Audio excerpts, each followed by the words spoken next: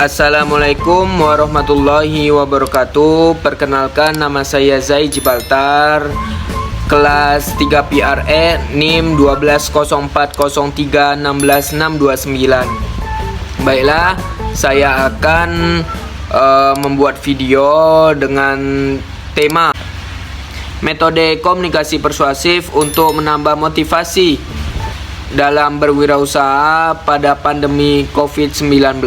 Metode komunikasi persuasif dalam hal ini memiliki tujuan akhir agar masyarakat mau bergerak dan memulai berwirausaha sesuai dengan tujuan dari pesan dan harapan komunikator. Komunikator memiliki andil besar dalam keberhasilan suatu metode, termasuk metode komunikasi persuasif ini dituntut untuk mengetahui dan mengaplikasikan tindak tutur yang sesuai dengan pesan.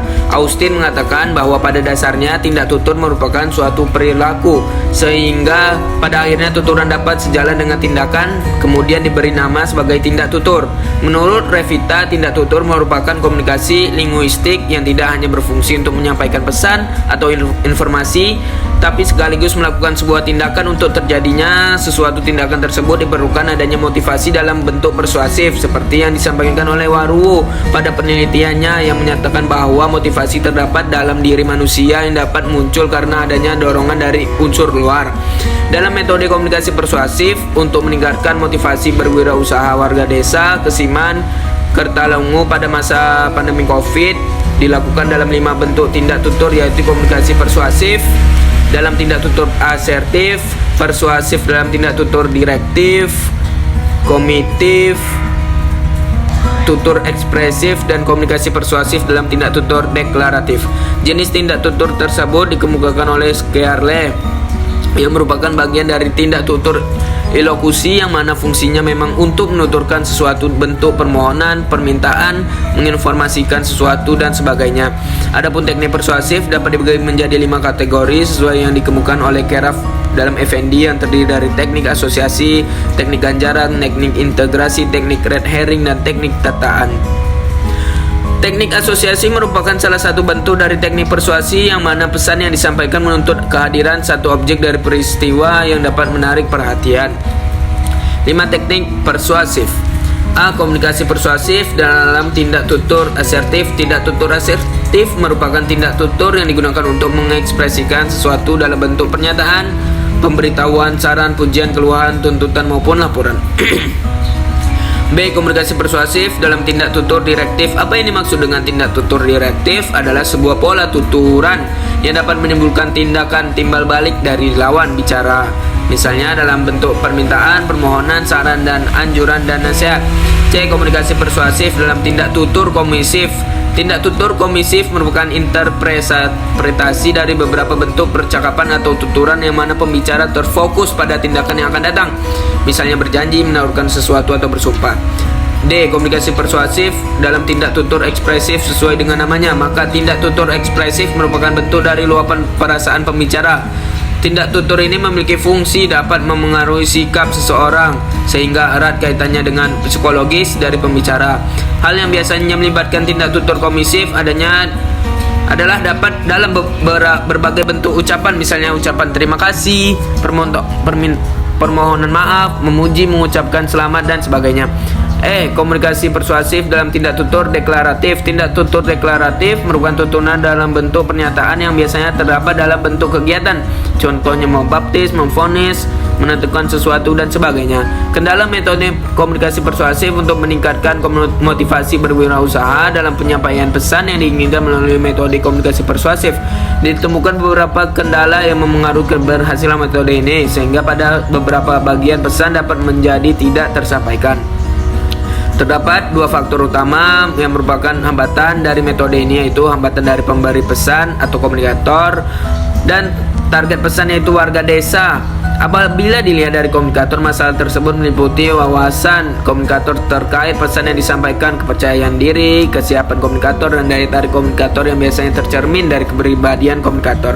Sedangkan kendala keberhasilan dari komunikator persuasif dari strategi warga desa adalah keterbatasan menangkap pesan terkait dengan adanya keterbatasan pengetahuan warga, adanya mental block dari warga sehingga informasi yang diberikan tidak mampu diterima oleh warga, dan adanya asas kepentingan berdasarkan keputusan apakah pesan yang disampaikan memang benar berguna untuk kepentingan warga tersebut, sehingga melalui pemaparan tersebut dapat diambil kesimpulan bahwa faktor penghambat terlaksana komunikasi persuasif sebagai berikut.